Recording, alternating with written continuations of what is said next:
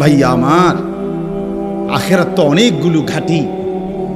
এক নম্বরে হচ্ছে জান কবজ হওয়া, মৃত্যু, এরপরে কবর, এরপরে হাসরের মাঠ, এরপরে মিজান, এরপরে ফুলসিরাত, এরপরে জান্নাত জাহান্নাম, এবং এক একটা হাজার হাজার বছরের লম্বা ঘাটি।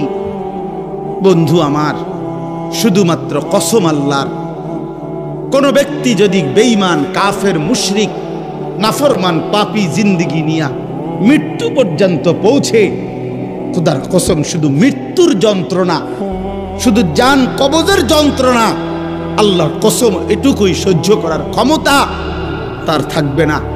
এই জান কবজের যন্ত্রণার সামনে তার 60 বছরের দুনিয়া যা ভোগ করছিল, মজা করছিল, 1 সেকেন্ডে ভুলে যাবে। ইমানদার, আমি শুধু এই কথাটাই এখন শুনাইতে চাই। এই তর্জমাটা বললে আমার কথা শেষ। এটাই আমার বক্তব্য। ভাইয়া, কবরে লম্বা সময় থাইকা কি কষ্ট পাইবা? বেনামাজি সন্তান, হারাম উপার্জনকারী বাবারা, বেপর্দা মা বোন, সেটা তো লম্বা বিষয়। হাসরের মাঠ কি পরিমাণ লম্বা, মিজানের পাল্লার সময়টা কি পরিমাণ কঠিন হবে, আমল নামাটা যখন বাম হাতে দেয়া হবে তখন কি পরিমাণ চিৎকার করবে।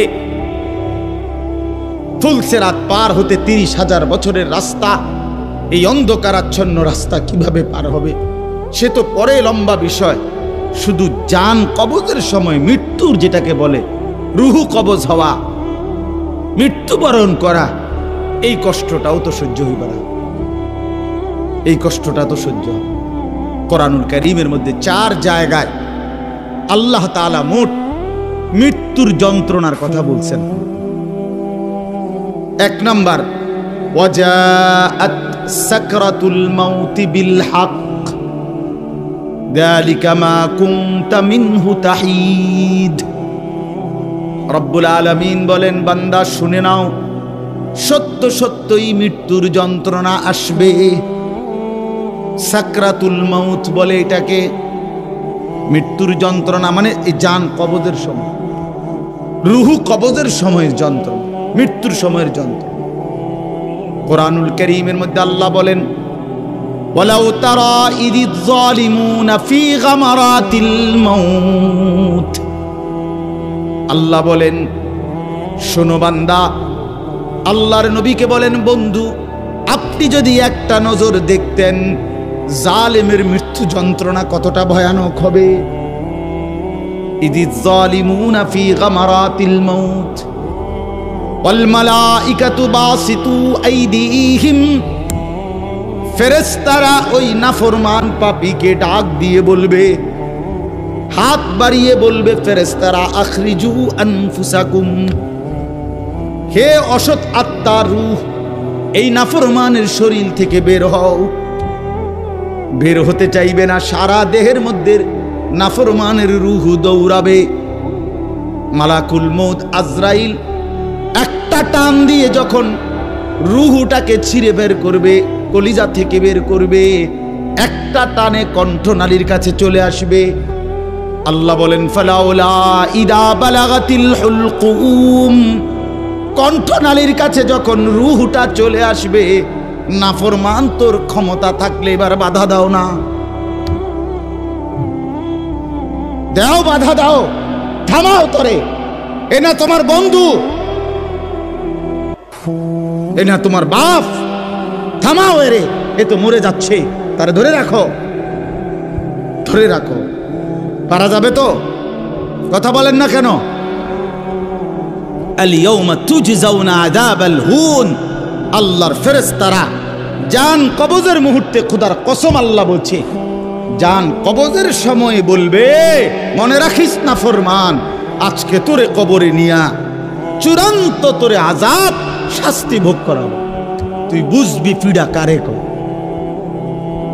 মাস্তানি, মাতবড়ি, সুদের টাকা, ঘুষের টাকা, বাটপারি, চিটারি, অহংকার, দম্ভ, তুই আয়, আয় না ফরমান, তোর এখন দেখা।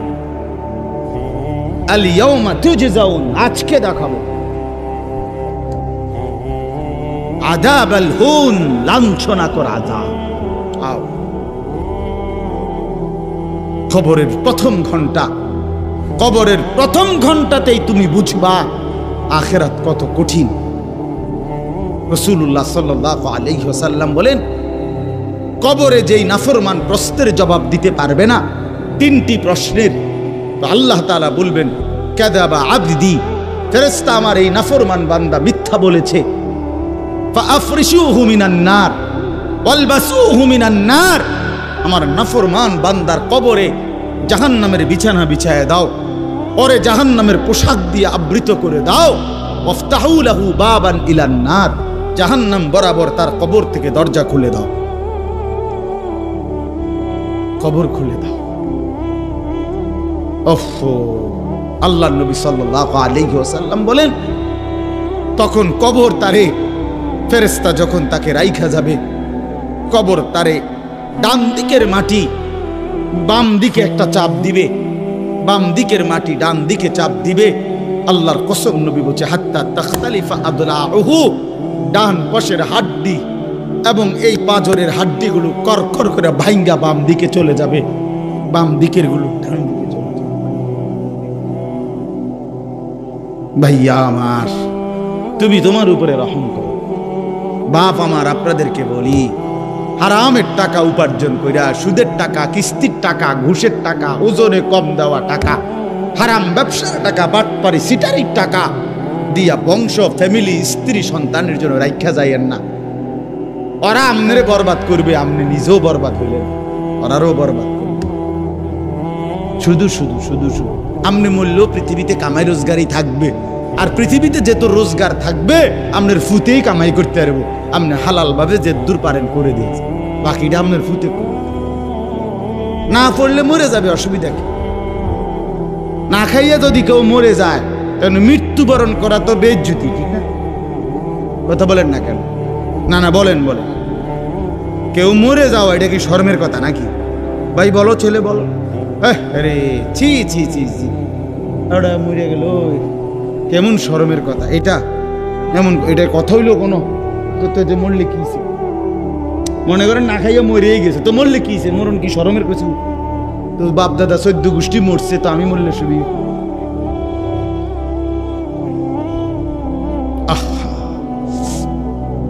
এজন্য বন্ধু, আল্লাহ তাআলা বলছেন ওয়ালাউ তারা ইদিয যালিমুন, এই শোনেন বন্ধু, আপনি যদি একটা নজর দেখতেন, আমরা তাফসীর কিতাবে পড়ছি, আত-তাযকিরা, ইমাম কুরতুবী রাহমাতুল্লাহর কিতাব আত-তাযকিরা ফি আহওয়ালিল মাউতা ফিল আখিরা, অনেক সুন্দর কিতাব, বাংলা অনুবাদ হয়েছে মৃত্যুর ওপারে। ইমাম কুরতুবীর খুব সুন্দর, অনুবাদটাও অসাধারণ। এই বইতে আছে,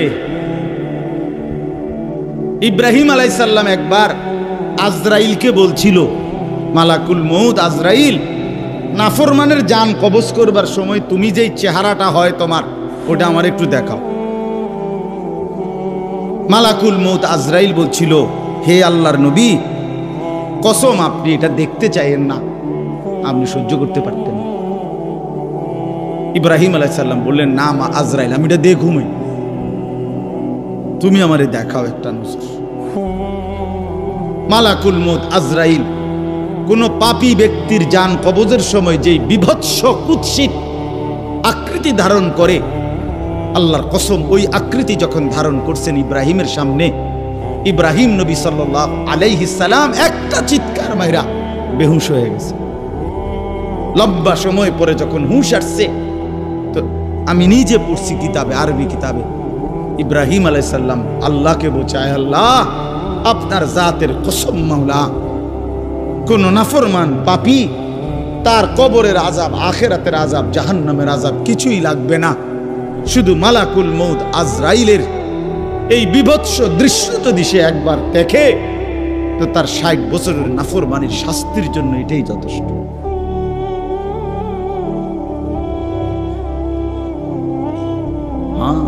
আখরিজু আনফুসাকুম,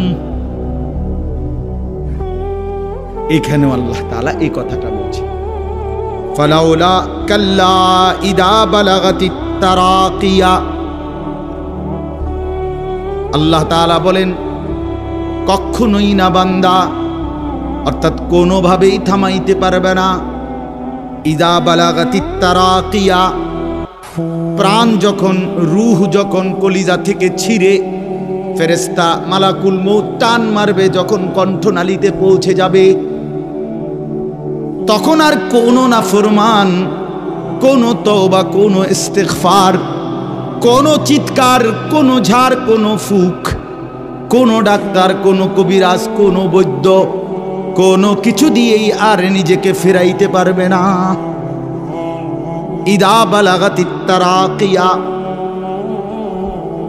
যখন কণ্ঠনালীর মধ্যে ফেরেশতা টান দিয়ে বের করে ফেলবে রূহ, কলিজা থেকে, কলব থেকে রূহকে টেনে ধরবে, যখন কণ্ঠনালীতে চলে আসবে, ওয়াকিলা মান রাক, আশপাশের সকলেই তখন বলবে এই ব্যক্তি যে ছটফট করতেছে তারে এখন কোন কবিরাজ দিয়া ঝাড়াবে। সবাই ডাক্তার, কবিরাজ, বৈদ্য, ওঝা খুঁজবে, দেখো না কার কে পরিচিত আছে, ডাকো, আরে বাঁচাইবার চেষ্টা করো। অযন্না আন্নাহুল ফিরাক, আল্লাহ বলে কিন্তু ওই ব্যক্তি ঠিকই বুঝে ফেলেছে আজকে তাকে নিশ্চিত এই পৃথিবী থেকে বিচ্ছিন্ন হতে হবে। আত্মীয় স্বজন তারা যদিও ডাক্তার কবিরাজের জন্য চিল্লাচিল্লি করছে, কিন্তু লোকটা নিজেই বুঝে ফেলবে আন্নাহুল ফিরাক, তাকে এখন এই দুনিয়ার মায়া থেকে বিচ্ছিন্ন হইতেই হবে। কারণ মালাকুল মউত তো রূহটা ছিঁড়া ফেলছে, কলিজা থেকে টান দিয়া ফেলছে, আর তো ফেরত যাবে না, আর তো ফেরত যাবে না। ইন্নাল্লাহা ইয়াকবালু তাওবাতাল আবদি মা লাম ইউগারগির, নবী সাল্লাল্লাহু আলাইহি ওয়াসাল্লাম বলেন নিশ্চয়ই আল্লাহ তাআলা বান্দার তওবা কবুল করেন যতক্ষণ পর্যন্ত না মৃত্যুর গড়গড়া শুরু হয়, ওর আগ পর্যন্ত। ফেরেশতা টান দিলে মৃত্যুর যখন গড়গড়া শুরু হয়, তখন যদি কোনো বান্দা তওবা করে আল্লাহ তাআলা সেই তওবা কবুল করে না। এবারে দম টানে, একেবারে সোজা হইয়া গেছে। এই সময় হুজুর আনছে 200 টাকা দিয়া, হুজুর আব্বারে গুদুর বেহেশত বুঝ কইরা দেন, তওবা ফরাইয়া দেন, তওবা। এই সারা জিন্দিগির সিটারি বাটফারির তওবাটা এই 200 টাকা দিয়া আব্বারে মিল কইরা দেন। হ্যাঁ, বেহেশত দিয়া দিব। বেহেশত হুজুরের আব্বার সম্পত্তি। হ্যাঁ, কথা বলেন না কেন? বেহেশত হুজুরের বাপের সম্পত্তি। এটা তো এটা কি ধরনের তওবা, কিসের তওবা এটা? এই বেটার তো কোনো এহসাসে নাই। আরে বোঝেন নাই আমার কথা? তার তো কোনো অনুভূতিই নাই, হে তো লড়েও না, বুঝেও না, হে তো জানে না কিসের করছে, কি করতেছে। আল্লাহ তাআলা বলছে ওয়াল্লাযীনা ইযা ফাআলু ফাহিশাতান আও যালামু আনফুসাহুম যাকারুল্লাহ ফাস্তাগফারু লিযুনুবিহিম। আল্লাহ বলছে আমার বান্দা যত বড় নাফরমানি করুক, করতে করতে যদি বড় থেকে বড় জুলুমও করে, কিন্তু তৎক্ষণাৎ যদি আমি আল্লাহকে স্মরণ করে আর আমার কাছে 2 হাত তুলে মাফ চায়, পিছনের গুনাহ যদি ছেড়ে দেয়, আর করবে না যদি ওয়াদা দেয়, খোদার কসম কোরআনে আছে, আল্লাহ বলেন বান্দা আমি পুরাপুরি 100% মাগফিরাত দিয়ে দেব, পুরা মাফ। উলাইকা জাযাউহুম মাগফিরাতুম মির রাব্বিহিম। যখন তোমার বুঝ ছিল তখনই তুমি তওবা করছিলা, ঠিক আছে, কিন্তু যখন মৃত্যুর যন্ত্রণা শুরু হয়ে যায় তখন আর তওবা কবুল হয় না। ওয়ালাইসাতিত তাওবাতু লিল্লাযীনা ইয়ামালুনাস সাইয়্যাত হাত্তা ইযা জাআ আহাদাহুমুল মাউত ক্বালা ইন্নী তুবতুল আন। এই যে কোরআন শরীফের আয়াত। আল্লাহ বলেন ওই ব্যক্তির তওবা তওবা নয়, পুরা জিন্দেগি নাফরমানি করেছিল, অতঃপর যখন মৃত্যুর সময় আসলো, আজরাইল উপস্থিত হলো, এখন বলতেছে আমি আল্লাহ এখন তওবা করলাম। আল্লাহ বলে না বান্দা, এমন তওবা হবে না। তাইলে তওবা করবেন কখন? এখন। কখন বাবা? এখন, এখন, আজ। দিমাগ আছে যখন, আকল আছে যখন, বুঝ আছে যখন, আল্লাহ আমাদেরকে বুঝার তৌফিক দান করেন। ওয়ালতাফাতিস সাকু বিসাক, আল্লাহ বলেন নাফরমান তখন ভয়ে আর আতঙ্কে মালাকুল মউতটাকে টেনে বের করছে। আজরাইল এসে সামনে দাঁড়ানোর সাথে সাথে নাফরমান এই পরিমাণ ভয় পেয়ে গেছে। ওয়ালতাফাতিস সাকু বিসাক, দুইটা পায়ের গোসা, মানে পায়ের গোসা বোঝেন না, গোড়ালি নিচের অংশ আর কি, জুতা পরি আমরা যেটা, এই গোসা আল্লাহ বলেন এক গোসার সাথে আরেক গোসা, মানে দুই পাও এইভাবে মিল্লা গেছে। এটা যে একটু নড়াবে, একটু একটার উপর একটা উঠাবে অথবা কদ্দুর সরাবে, ভয়ে আতঙ্কে আল্লাহ বলেন নাফরমান এটাও ভুলে যাবে। পাউটা নাড়াবার ক্ষমতাও হবে না। ইলা রাব্বিকা ইয়াউমাইদিনিল মাসাক, আল্লাহ তাআলা বলেন এই অবস্থাতেই আমি আল্লাহর কাছে ফিরতে হবে, ফিরতে হবে। মৃত্যুর ভীষণ বড় যন্ত্রণা হবে। অর্থাৎ এখানে ফেরেশতা প্রথম তো টান দিবে, ফুলের মতো ছিঁড়া ফেলবে। ফুল যেভাবে গাছ থেকে ছিঁড়ে ফেলে, কলিজা থেকে রুহ তো ছিঁড়ে ফেলবে, কণ্ঠনালীর কাছে আটকায়া যাবে। তখন সে বারবার চেষ্টা করবে নিজের রুহ ফেরত নিতে, কিন্তু ফেরত নিতে পারবে না। আল্লাহ তাআলা বলেন মৃত্যুর মারাত্মক সাকরাতুল মউত তখন শুরু হবে, ভীষণ যন্ত্রণায় শরীর পাওটাও নাড়াইতে পারবে না। এই অবস্থাতেই, এই জোরাজুরি টানাটানি অবস্থার মধ্যেই তাকে আল্লাহর কাছে ফিরতে। এবার আল্লাহ শেষ কথা বলে, এবার শুনো বান্দা, এই নাফরমানের মৃত্যু যন্ত্রণা এতটা ভয়ানক কেন হলো এই লোকটার? আল্লাহ তাআলা বলেন ফালা, ওই ভাই ছেলেরা শোনো ভাই, আবার শোনো, যাই ধমকাইছি খোদার কসম দুশ্মনী নিয়ে ধমকাই নাই, তোমার সাথে কোনো বিদ্বেষ নিয়ে ধমকাই নাই, কলিজা ভরা এটুকু ফিকির নিয়েই বলি যে এক ছেলে বদলে যাক, একটা নওজোয়ান বদলে যাক, সারা দিনের চিৎকার চেঁচামেচির দ্বারা, এই দিবানিশির এই বলার দ্বারা যদি একটি বাচ্চাও, একটা ছেলেও, একটা কিশোর, একটা যুবক, একটা তরুণ, একটি মুসলমানের মা মেয়ে যদি বদলায়, হতে পারে ওই একজনের উসিলায় আল্লাহ আমাদেরকে মাফ করে দিবে। এই আশায় ভাইয়া, এই আশায় যুবক ভাইয়া, তোমরা ইসলামের দিকে ফেরা দরকার, তোমরা আল্লাহর দিকে ফেরা দরকার। চারিদিকে সারা পৃথিবী জুড়ে সমস্ত ষড়যন্ত্র ইসলামের বিরুদ্ধে, মুসলমানের বিরুদ্ধে। তোমরা দেখছো ভাইয়া, গাজার মধ্যে মুসলমানের রক্তে ভাসতেছে, ফিলিস্তিনে মুসলমানের রক্তে ভাসছে, আজ আবার লেবাননে মুসলমানের রক্তে জমিন ভেসে গেছে। এত রক্ত প্রতিদিন মুসলমানের ঝরছে, এরপরও কেমনে নামাজ না পইরা থাকো, এরপরও কেমনে দুশ্মনের মতো চলাফেরা করো, কার মতো চুল সাজাইলা, কার মতো জামা পরলা, কার মতো নিজেকে পরিচয় দিলা। যেই বেঈমানদের সাথে তোমার চুল, জামা, শরীর, প্যান্ট, কথাবার্তা মিলাইছো, খোদার কসম ওরা তো প্রতিদিন মুসলমানের রক্তে জমিন ভাসায় দিচ্ছে, প্রতিদিন ভাসায় দিচ্ছে। এটা তো ভাবা উচিত, ভাবা উচিত। সারা দেশে, আমার এই ছোট্ট বাংলাদেশেও কি পরিমাণ ইসলাম এবং মুসলমানদের বিরুদ্ধে ষড়যন্ত্র। আমি গত আগস্ট মাসে উত্তরবঙ্গ ছিলাম, 40 দিন দাওয়াত তাবলীগের সফরে, আল্লাহর রাস্তায় মেহনতে 40 দিন এক চিল্লা সফরে ছিলাম। জুলাই মাসের 31 তারিখ থেকে সেপ্টেম্বরের 9 তারিখ পর্যন্ত। তো ওইখানে দেখছি আমি 10টা উপজেলায় অসংখ্য খ্রিস্টানদের গির্জা, যেখানে প্রতিদিন, কসম আল্লাহর, প্রতিদিন খ্রিস্টানরা, এই ইউরোপ থেকে আসা খ্রিস্ট ধর্মের অনুসারীরা, তারা আমাদের এই বাংলাদেশে, উত্তরবঙ্গে প্রতিদিন আমাদের সমাজে, মুসলমানের সমাজে খ্রিস্ট ধর্ম প্রচার করে 1-2 জন করে মুসলমানকে খ্রিস্টান বানাচ্ছে। আমি নিজ চোখে দেখছি, কমপক্ষে 50টা গির্জা দেখছি একটি জেলার মধ্যে।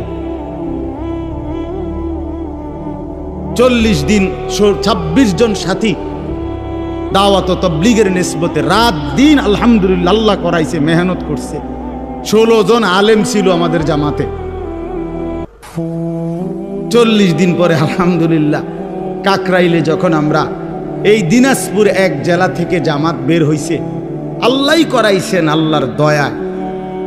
পরবর্তীতে আমাদের এই জামাত আমরা নিয়ে আসছি। 40 দিনের জন্য আবার বের হইছে শুধু দিনাজপুরের। আমরা যেটুকু অঞ্চলে মেহনত করছি ওই থেকে 950 মানুষ, 63টা জামাত। আলহামদুলিল্লাহ আল্লাহ করাইছে, আল্লাহ করাইছে। তো এজন্য বললাম প্রতিনিয়ত আমাদের পার্বত্য চট্টগ্রামের হালাত খবর নেন কি হচ্ছে। একদিন ঘুম থেকে শুনবেন উঠে পার্বত্য চট্টগ্রাম আর আমাদের কাছে নাই। গোটা বাংলাদেশে, পুরা বাংলাদেশ যত বর্গ মাইল, এর 3 ভাগের 1 ভাগ হলো পার্বত্য চট্টগ্রামের 3টা জেলা। বুঝেন নাই কথাটা আমার? সারা বাংলাদেশের আয়তন যেদূর, এটা যদি 3 ভাগ করে, শুধু 3 জেলা রাঙ্গামাটি, খাগড়াছড়ি, বান্দরবন, পার্বত্য চট্টগ্রামের এই 3 জেলাই 1/3 বাংলাদেশ। বুঝেন হিসাব?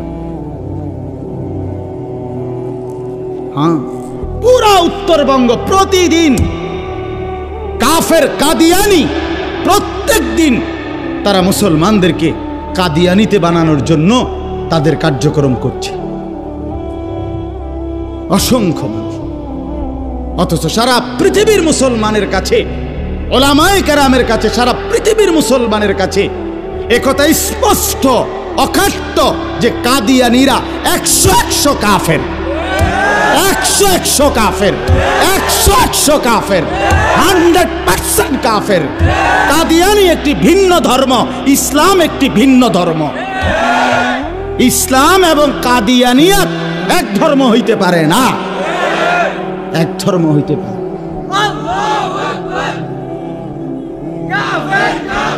প্রকাশ্য কাফের, প্রকাশ্য কাফের। জানো না মিয়া, এই বেঈমানরা নিজেদেরকে আহমদিয়া মুসলিম বলে। কিসের আহমদিয়া মুসলিম? তুই বেটা, মুসলমান তো মুসলমান। কোরআনে আল্লাহ বলছেন হুয়া সাম্মাকুমুল মুসলিমিন। আল্লাহ তাআলা বলছে তোমাদের নাম তোমাদের পিতা ইব্রাহিম রেখেছেন মুসলমান। আবার আহমদিয়া মুসলমান কিতা? আলগা শব্দ লাগালে কেন? মুসলমান তো মুসলমানই, এটার লগে আবার আলগা টাইটেল লাগানোর কি দরকার আছে? সাদা মুসলমান, কালা মুসলমান, হ্যাঁ চিটেঙ্গা মুসলমান, কিতা? এটা কোনো দরকার আসেনি? আপনি বলেন না, মুসলমান তো মুসলমান। ওয়ামান আহসানু কাওলাম মিম্মান দাআ ইলাল্লাহ ওয়া আমিলা সালিহান ওয়া ক্বালা ইন্নানি মিনাল মুসলিমিন। এই যে আল্লাহ বলছে সর্বোত্তম মানুষ, সর্বশ্রেষ্ঠ মানুষ হলো 3 ব্যক্তি। 1 নম্বরে যে মানুষকে আল্লাহর দিকে ডাকে, 2 নম্বরে যে যাবতীয় নেক আমল করে, 3 নম্বরে সর্বদাই যে নিজেকে মুসলমান পরিচয় দেয়। কি পরিচয় দেয়? আমি মুসলমান, নাকি আমি ঢাকাইয়া মুসলমান, আমি মুসলমান, খাস খালাস। আল্লাহ আমাদেরকে মাফ করে দেন। আমার ভাই, আমার ছেলেরা, আমার নওজোয়ানরা ফেরা দরকার। ইসলামের জন্য জান বাজি না রাখলে, আল্লাহর দ্বীনের জন্য আমরা ফিকির না করলে, নিজের ঈমান, নিজের ইসলাম, নিজের আমল, নিজের আখলাক সুন্দর না করলে ভাইয়া পারতা না। স্লোগান দেওয়া আর জীবন দেওয়া এক কথা না। স্লোগান দেওয়া সহজ ভাইয়া, তো দুশ্মনের মোকাবেলায় দাঁড়ানো কঠিন, কঠিন। এই জন্য ভাই, নিজের কলিজার ভিতরে যদি ঈমান না থাকে, আখিরাতের ফিকির না থাকে, কপালে যদি সেজদা না থাকে, তুমি কাফেরের মোকাবেলায় দাঁড়াইতে পারতা না, মাহাদির পক্ষে থাকতে পারতা না, দাজ্জালের বিরুদ্ধে লড়তে পারতা না। আল্লাহ আমাদের প্রত্যেকটা যুবককে মাহাদির সৈনিক বানিয়ে দেন। শেষ কথা হলো এটাই বলতেছিলাম, কেন মৃত্যু যন্ত্রণা হবে, জান কবজের কষ্ট হবে কার? আল্লাহ বলেন কেন? এই ফালা সাদ্দাকা ওয়ালা সাল্লা, আল্লাহ বলেন কারণ হলো সে আমি আল্লাহর কথায় বিশ্বাস করে নাই, আমি আল্লাহর উপরে বিশ্বাস করে নাই, এবং ওয়ালা সাল্লা 5 ওয়াক্ত নামাজ আদায় করে নাই। এজন্য ভাইয়া, যার ঈমান নাই তার মৃত্যু যন্ত্রণা হবে, যার নামাজ নাই আল্লাহ বলছে সে ভীষণ কষ্ট পাবে মৃত্যুর সময়, আর বাকিটা তো আছে। ওয়ালাকিন কাযযাবা ওয়া তাওয়াল্লা, বরং সে আমি আল্লাহর উপরে মিথ্যা আরোপ করেছে, ঈমান আনে নাই। ওয়া তাওয়াল্লা, আমার প্রতিটা হুকুম থেকে মুখ ফিরাইয়া নিছে।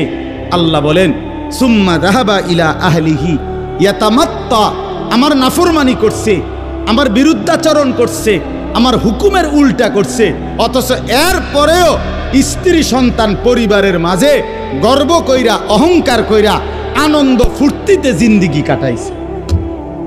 চিটারি বাটপারি অন্যায় দুর্নীতি অনিয়ম, নামাজ নাই বন্দিগি নাই, হালাল হারামের পার্থক্য নাই, এরপরেও ঘর সংসার বউ বাচ্চার মধ্যে এভাবে চলছে মনে হয় যেন কোনো টেনশনই নাই। আল্লাহ বলেন এই অহংকারী এই গাদ্দারির কারণে মালাকুল মউত আজরাইল যখন রুহু কবজ করবে তখন কলিজা থেকে রুহুটা ছিঁড়া ভিড়া এরপরে কবজ করবে। আল্লাহ আমাদেরকে মাফ করে দেন। আল্লাহ তাআলা শেষ বলেন, আমি যেটুকু পড়ছি, আউলা লাকা ফাআউলা সুম্মা আউলা লাকা ফাআউলা। আল্লাহ বলেন বান্দা, এই বান্দা, আমি 4 বার বলছি বান্দা, 4 বার, তোমার জন্য দুর্ভোগ, তোমার জন্য দুর্ভোগ, তোমার জন্য দুর্ভোগ, তোমার জন্য দুর্ভোগ। 4 বার আউলা লাকা ফাআউলা সুম্মা আউলা লাকা ফাআউলা। এটা হলো 4টা। কেন 4টা কেন? 1, তোমার জান কবজের সময় তোমার দুর্ভোগ, 2, তোমার কবরে দুর্ভোগ, 3, হাসরের মাঠে দুর্ভোগ, 4, জাহান্নামে দুর্ভোগ। তুমি জান কবজের সময়ও কষ্ট পাইবা, তুমি কবরেও কষ্ট পাইবা, তুমি হাসরেও কষ্ট পাইবা, তুমি জাহান্নামেও কষ্ট। আউলা লাকা ফাআউলা সুম্মা আউলা লাকা ফাআউলা। আয়াহসাবুল ইনসানু আন ইউতরাকা সুদান। আল্লাহ তাআলা বলছে, মানুষ তুমি কি ভেবেছো আমি তোমাকে এমনি এমনি ছেড়ে দেব না? কি ভাবছো? এমনি এমনি অনর্থ কোন উদ্দেশ্য ছাড়াই আমি তোমার এমনি বানাইছি না। বান্দা ফাহাসিবিতুম আন্নামা খালাকনাকুম আবাসান। আল্লাহ তাআলা বললেন, বান্দা তুমি কি এই ভেবেছো আমি তোমাকে বেহুদা বানাইছি? এ খাইবার ফুর্তি করবা, নাচবা গাইবা? না ভাই, আল্লাহ তাআলা আমাদের প্রত্যেককে ঈমান দান করেন, তাকওয়া দান করেন, গুনাহ থেকে বাঁচবার মতো হিম্মত দান করেন। আল্লাহ তাআলা আমাদের প্রত্যেককে 5 ওয়াক্ত নামাজ জিন্দেগি সুন্দর করার তৌফিক দান করেন। ইনশাআল্লাহ আল্লাহ তাআলা সবাইকে কবুল আর মঞ্জুর করেন, নওজোয়ান ছেলেরা সহ সবাই।